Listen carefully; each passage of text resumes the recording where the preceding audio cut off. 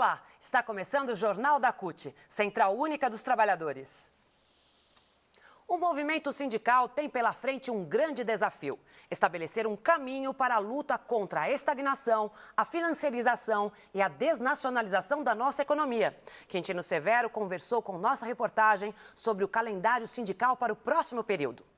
O carro-chefe da mobilização nossa da CUT agora em agosto é combater a terceirização, mas ao mesmo tempo também é influenciar na decisão do fim do fator previdenciário, ou seja, é uma pauta que vem há muitos anos se arrastando, tivemos muito próximo de um acordo, o governo recuou, não garantiu, enfim, agora queremos retomar para que evite, por exemplo, que se apresente uma proposta de idade mínima, como é o que tem sido cogitada, tem sido falado por alguns setores do governo e dos empresários. Então, portanto, rechaçar essa possibilidade de idade mínima para a aposentadoria.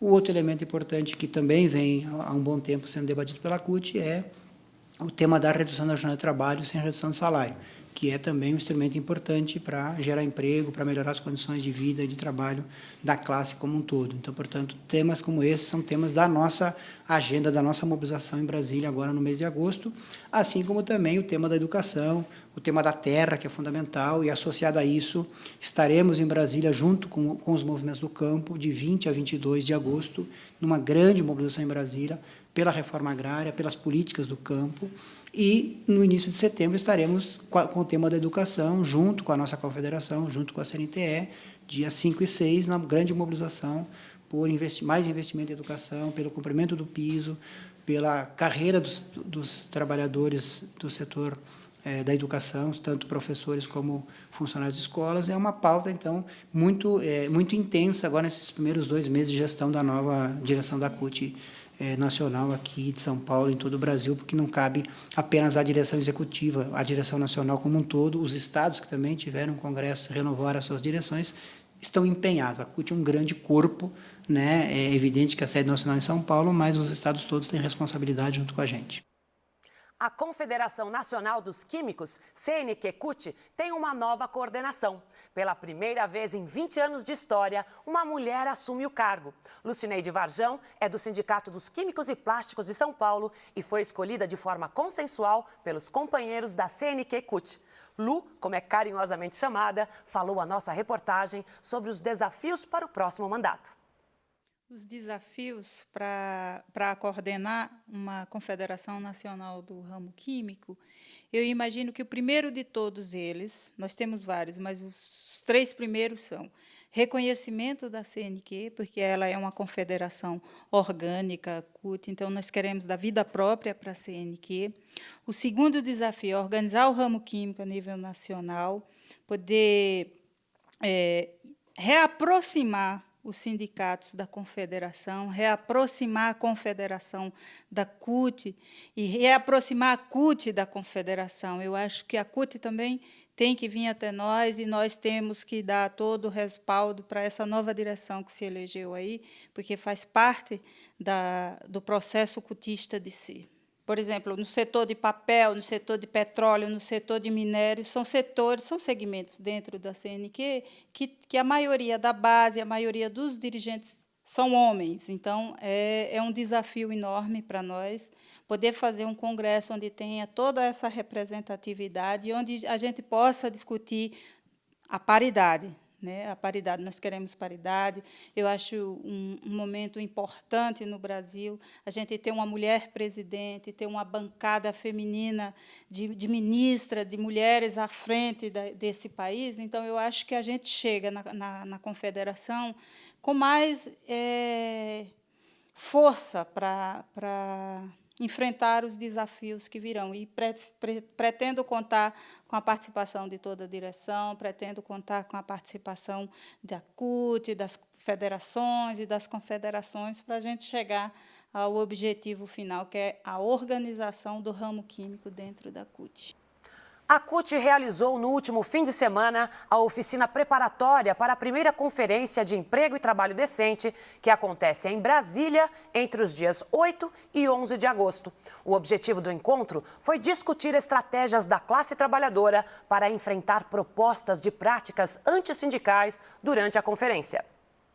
Nós entendemos, está em jogo nesse processo a preparação da CUT com toda a força que ela já tem para essa disputa com o empresariado, com a disputa com o governo e com as outras centrais sindicais, daquilo que para nós é mais importante nesse processo da construção que vai desembocar com certeza num plano nacional do trabalho decente aqui no Brasil. A proposta, de fato, é a gente atualizar esses indicadores, essa agenda de trabalho decente, mas não somente na perspectiva de atualizar, mas debater os grandes temas que hoje envolvem o mundo do trabalho no nosso país, particularmente o que trata de princípios e direitos dos trabalhadores, temas que tratam sobre trabalho e emprego, então, temas como jornada de trabalho, a ratificação da Convenção 158 da OIT, Convenção 156, Convenção 189, o tema da terceirização, são temas que serão debatidos durante a conferência. Também o que tange à organização sindical, então, a liberdade e a autonomia sindical, a intervenção da Justiça do Trabalho sobre a organização dos trabalhadores,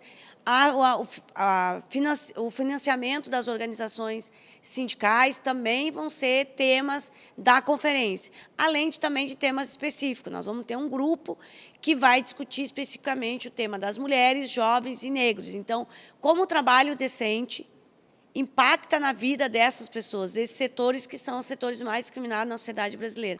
Paulo Mussussá, coordenador do Programa de Trabalho Decente e Empregos Verdes da OIT, participou da oficina, destacando a importância da conferência em Brasília, no momento em que o mundo revê direitos trabalhistas. Mas ela vai estabelecer listas, vai estabelecer alguns parâmetros que acho que são fundamentais e que vão, de certa forma, orientar a agenda, as discussões, as negociações do mundo do trabalho daqui para frente. Já no início desta semana, a CUT se reuniu com outras centrais para definir propostas a serem apresentadas na conferência. Dentre elas estão redução da jornada de trabalho e fim do interdito. Começou ontem a campanha salarial dos bancários de todo o país. Várias mobilizações foram realizadas. Em São Paulo, um ato marcou o início da campanha. A pauta de reivindicações foi entregue na FENABAN. Dentre elas, um reajuste salarial de 10,25%, piso salarial de R$ 2.416 e a PLR.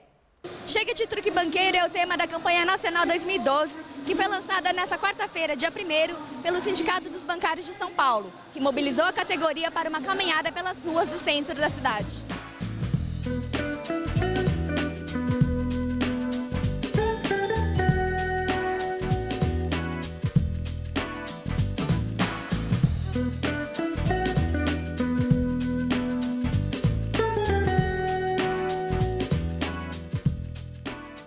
Olha, a expectativa é muito grande, vendo o lucro que os bancos estão tendo, a sua rentabilidade. Só no último ano os bancos lucraram mais de 50 bilhões de reais, os 5 maiores bancos do Brasil.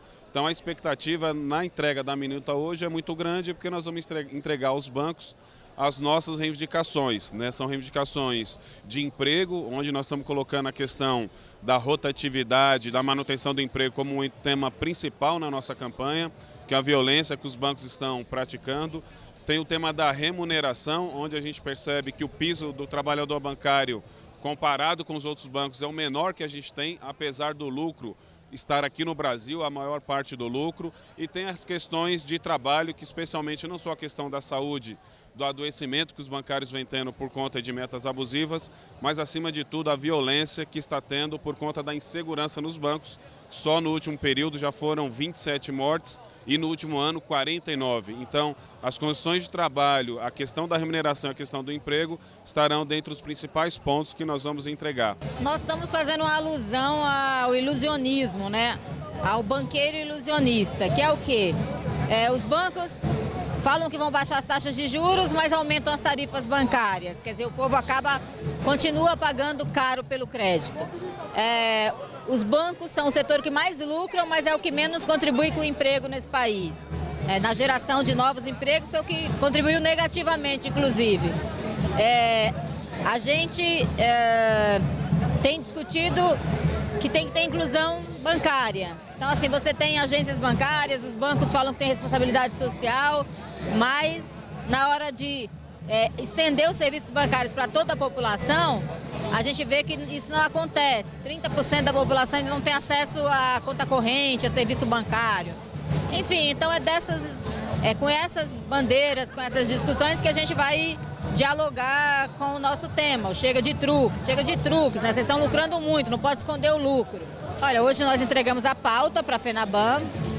Na semana que vem a gente já começa as negociações. No dia 7 e dia 8 já começamos com o processo de negociação, depois 15 e 16 outra rodada de negociação, onde a gente espera esgotar todo o debate sobre a pauta. E a nossa expectativa é ter uma boa campanha, sair com bons resultados, assim como eles estão tendo grandes resultados, bons resultados nos seus balanços, nos seus lucros. A gente espera que eles reconheçam os trabalhadores, valorizem tanto o salário quanto as condições de trabalho, melhoria nas condições de trabalho, avanços no número de empregados, avanços para a população com a redução dos spreads. É isso que a gente espera conquistar na campanha. Os servidores federais realizaram na terça-feira um dia nacional de luta, protestando contra a falta de entendimentos com o governo. Atos foram realizados em várias capitais. Em Brasília, manifestantes marcharam da Catedral à Esplanada dos Ministérios. No Rio de Janeiro, foi realizada uma caminhada dos servidores da Candelária à Assembleia Legislativa. Em Salvador, a marcha dos servidores em greve saiu do Campo Grande e foi até a Praça da Piedade. Em Porto Alegre, os trabalhadores bloquearam o trânsito na Ponte do Guaíba no início da manhã. Em Recife, o ato foi coordenado pela CUT Pernambuco e foi realizado na Praça da Independência. Em Fortaleza, os manifestantes caminharam da Avenida 13 de Maio até a Praça da Bandeira. No balanço geral, são 26 categorias em greve em todos os estados, um total de 350 mil servidores. O Ministério do Planejamento anunciou que apresentará respostas às reivindicações no dia 13 de agosto. No último domingo, cerca de 300 pessoas participaram da marcha realizada pela Articulação Estadual de Memória, Verdade e Justiça do Rio de Janeiro. Os manifestantes passaram pela orla de Copacabana e protestaram contra militares e ex-militares acusados de tortura e violação aos direitos humanos durante a ditadura militar. Foi realizado de 23 a 27 de julho, em São Bernardo do Campo, o curso de formação sindical da Confederação Nacional dos Metalúrgicos, CNM-CUT. Ao todo, 35 sindicalistas debateram os temas gênero, igualdade racial e juventude. Arthur Henrique, ex-presidente da CUT e atual secretário adjunto da Secretaria de Relações Internacionais da Central, foi convidado para falar sobre conjuntura política do país. E o Jornal da CUT fica por aqui. Até a nossa próxima edição.